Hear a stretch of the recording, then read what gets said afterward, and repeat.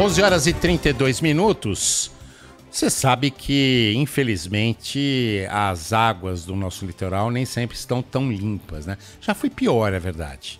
Já foi bem pior, deu uma recuperada e a gente volta e meia tem notícia ali de águas impróprias para banho em algumas praias paulistas. Por exemplo, o Santos, a gente sempre fica desconfiado, né? A proximidade ali do porto e tal. Mas não é que agora surgiu uma informação ainda mais grave da contaminação das águas da Baía de Santos por cocaína. Cocaína. Nós estamos em contato com o professor do Departamento de Ciências do Mar da Universidade Federal de São Paulo, o doutor professor Camilo Seabra. Professor, bom dia. Como é que é essa história de cocaína contaminando água em Santos? Bom dia, Sabino. Bom dia, ouvintes. Pois é, nós estamos há alguns anos já estudando a presença de fármacos. Inicialmente começamos com os remédios e detectamos ibuprofeno, paracetamol, diclofenaco, que é o cataflã, né? Esse tipo de medicamento do nosso dia a dia, mas também detectamos a cocaína. E nos chamou a atenção porque as concentrações eram altas, eram basicamente as mesmas concentrações da cafeína, que é uma substância muito comum no nosso dia a dia, né? Então, só para a gente ter uma ideia da magnitude da contaminação. E a partir daí, só que nós fizemos isso num carnaval. A primeira coleta nossa foi num carnaval e pensamos, puxa, isso deve ser um evento relacionado ao carnaval, né? Ao uso abusivo de drogas recreativas, mas aí permanecemos monitorando essa substância, a cocaína pura, e o seu metabólito também, aquilo que o fígado do usuário produz, né, que sai pela urina. E passamos a encontrar essa substância ao longo de todo o ano, nas 4 estações do ano. Aí percebemos, então, que se tratava realmente de um contaminante frequente aqui na Baía de Santos. Mas explica melhor, por favor, professor. Como é que é? De onde vem essa cocaína? Quer dizer, é uma cocaína consumida pelo ser humano ali na região da Baía de Santos e que acaba sendo excretada na água a ponto de aparecer em exames, ser identificada em exames, é isso? Mais ou menos, Sabino, porque o organismo humano ele consegue metabolizar quase 90% da cocaína. Então, o que sai puro na urina de um usuário é 10%. Então, não pode ser que haja em Santos tantos usuários de cocaína, não é verdade?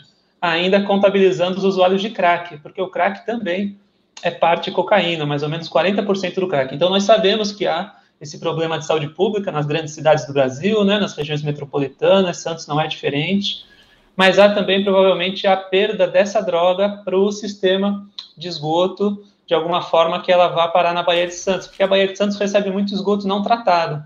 Então, nós temos ali moradias irregulares ao longo do estuário, nós temos também os canais de drenagem que recebem esgoto clandestino, temos o emissário submarino de esgoto no meio da Baía de Santos, né, lançando ali também.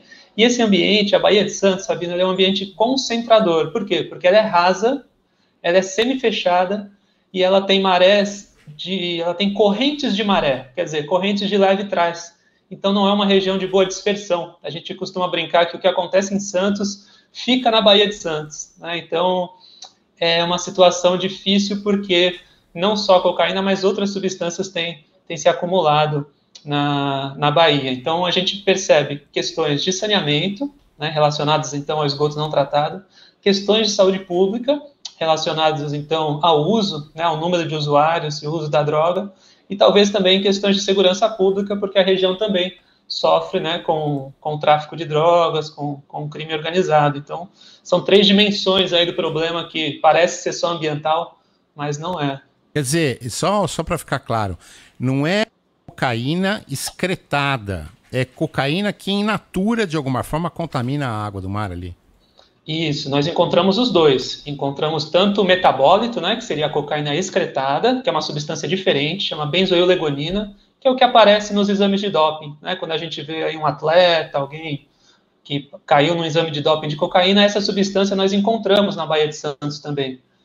Mas nós encontramos a cocaína pura, né? Quer dizer, o sal.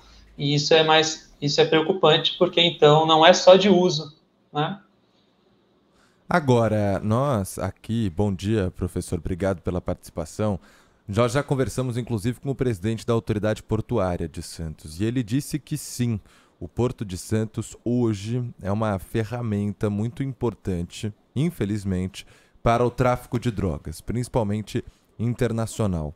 Ou seja, os traficantes usam o casco dos navios que ali estão para acoplar droga, e aí isso vai para a Europa, vai para outros países e outras regiões do mundo. Essa droga, o senhor comentou sobre o esgoto, sobre a urina de usuários, mas ela pode também acabar, de certa forma, vazando para o mar do tráfico que usa o casco dos navios?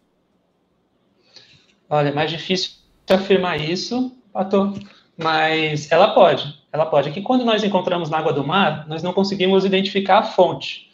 Mas não só nesse momento do casco do vazio, mas o próprio manuseio da droga, né, em diferentes momentos, por exemplo, na fabricação do crack, tudo isso pode, de fato, colaborar para o agravamento do problema ambiental. Então, realmente, né, a região aqui parece merecer uma atenção especial quanto a essa contaminação, que, como eu disse, né, tem pelo menos 3 dimensões aí, tem a dimensão ambiental, do saneamento, tem a dimensão da saúde e tem a dimensão da segurança pública também. Isso... Eu acho que é um...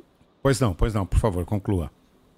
Não, imagina, eu acho que é um conjunto dessas 3 dimensões que responde pela situação que os estudos estão mostrando. E isso tem um histórico? Vocês têm algum número histórico? Quer dizer, isso vem crescendo, vem avançando, ou é um dado absolutamente novo? Nós temos, Sabino, nós fizemos um trabalho também geológico com a colaboração de colegas do Instituto Oceanográfico da USP, o professor César Martins, e ele nos cedeu amostras de sedimento que falam um pouco sobre a história da região, a história da contaminação da região, pela profundidade do sedimento. E nós identificamos cocaína desde a década de 1930 e numa escala crescente, principalmente a partir do ano 2000 para cá, nos últimos 20 e poucos anos. O que também responde um pouco à ocupação, né, irregular da área continental, das cidades vizinhas, responde um pouco também pelo próprio estabelecimento, né, do crime organizado, infelizmente, em muitas cidades do estado de São Paulo. Então, há esse viés social realmente registrado pelos sedimentos da região. O que significa isso para o banhista, para aquele que frequenta as praias ali da região de Santos? Que são muito frequentadas, né? Lógico. Sim, sim. Bom, para o banhista não representa nada, porque as concentrações são baixas e seria difícil identificar um risco do contato dérmico, né? Então, não é para tanto. Um dado que nos chamou a atenção, que é um dado mais recente nosso, foi que nós encontramos a cocaína acumulada nos mariscos. E os mariscos podem ser consumidos, né? São alguns pratos típicos que podem ser consumidos, aí essa cocaína não está presente. Então, se houvesse a possibilidade de uma intoxicação, seria via alimentar, mas seria para pessoas que se alimentassem desses mariscos ali das pedras, né? Dos canais, das ilhas próximas, que é algo que a gente não recomenda, né? Então, aqui é melhor comprar marisco, pescado nos estabelecimentos comerciais, onde a procedência é conhecida, né, do que simplesmente, de repente, se deparar ali com ostras, com mariscos, e falar, poxa, eu vou raspar um pouquinho, vou levar para casa, vou fazer um arroz, vou fazer um lambe-lambe, porque não é seguro, né, porque também a cocaína está mostrando para a gente que tem esgoto não tratado. E se tem esgoto não tratado, pode ter muitas outras substâncias e micro-organismos também, patógenos, né, então pode haver uma contaminação microbiológica que também afeta o ser humano. Agora, então é melhor não consumir. Isso significa o seguinte: não se consome, não é costume, não existe comércio para aquele marisco que está ali naquelas pedras do estuário, daquela região, mas em se consumindo, se fosse consumido esse marisco, ele daria uma intoxicação. A cocaína não faria o mesmo efeito do que faria sendo inalada, in natura, não. O efeito é outro, é uma intoxicação, é isso?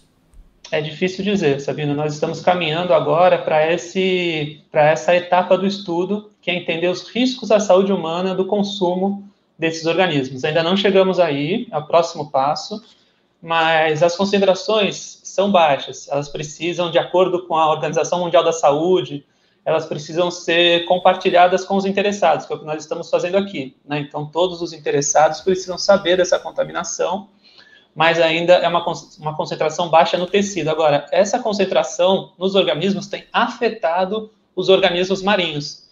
Então, o que nós já identificamos é o risco ecológico, ou seja, mariscos e peixes podem se reproduzir menos a partir dessa contaminação. E aí, claro, eles não estão morrendo, né, às nossas vistas, mas eles estão com a sua reprodução impactada, e essas populações, então, a médio e longo prazo, podem ser reduzidas aqui na região. Então, a gente identificou o risco ecológico, e o próximo passo agora é tentar entender o risco humano. Então, e para esse risco humano, professor, eu queria justamente perguntar sobre o futuro, porque o senhor comentou sobre esgoto não tratado na água da Baía de Santos, falou também sobre drogas, cocaína, crack.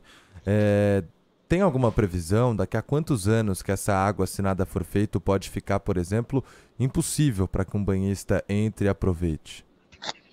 Olha, Pato, a gente não tem essa previsão. A gente espera, né, que as condições de saneamento sejam cada vez melhores, né, que essas moradias irregulares também sejam sanadas de uma forma ou de outra, que é um problema também sério aqui na região estuarina, porção interna. A gente tem muitas submoradias, né, e esse pessoal não tem nem ligação à coleta de esgoto, mas não dá para precisar, não dá para informar. O que a gente espera são, se nada for feito, são concentrações crescentes, e não só de cocaína, mas de outras substâncias também. E isso vai de encontro à conscientização da população, não só em relação às drogas, né, mas em relação também ao descarte dessas substâncias.